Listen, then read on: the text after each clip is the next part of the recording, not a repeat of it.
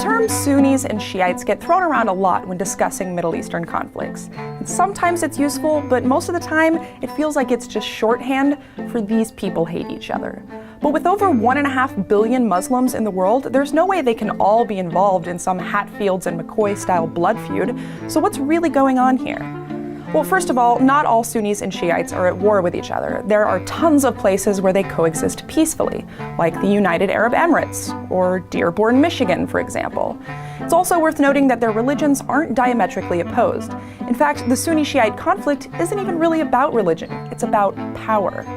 Originally, Muslims were all one group, unified under the Prophet Muhammad.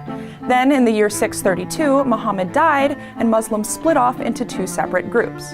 The Sunnis wanted Muhammad's successor to be chosen by his community of followers, while the Shiites wanted the leadership to stay within the Prophet's family.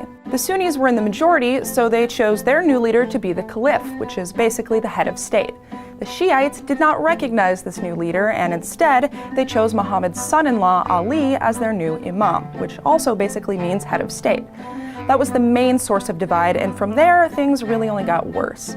Early on, most of the Shiite imams met violent ends at the hands of the stronger Sunni caliphs, including Imam Ali's son, Hussein, whose beheading is still considered a major holiday for Shiite Muslims. Today, there are numerous Sunni and Shiite militant groups, terrorist organizations, and oppressive governments. Being Sunni or Shiite doesn't necessarily make you a member or even a supporter of those groups, but they're still divided up that way. In fact, every nation with Sunni-Shiite conflicts has large militant groups on both sides, and they all have a history of oppressing one another depending on who's currently in power. Iraq, for example, was run by an oppressive Shiite regime before Saddam, then an oppressive Sunni regime under Saddam, followed by an oppressive Shiite regime once again after Saddam left power. Now the oppressive Sunni militant group ISIS is threatening to take over huge parts of the country.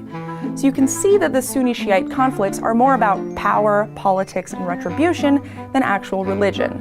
And truthfully, the words Sunni and Shiite aren't even the best words to use when discussing Sunni-Shiite conflicts. They are way too general. If you're talking about militant jihadists or terrorist networks, but what you really mean is ISIS or Al-Qaeda, just say ISIS or Al-Qaeda. Otherwise, you're including billions of people who aren't even involved and most likely don't share the beliefs of those fringe organizations. If you'd like to learn more interesting information about the world, click now to see our video about the lethal injection debate and why it should matter to all of us. And remember, we'll be putting out new episodes 5 days a week, so click now to keep watching and please subscribe.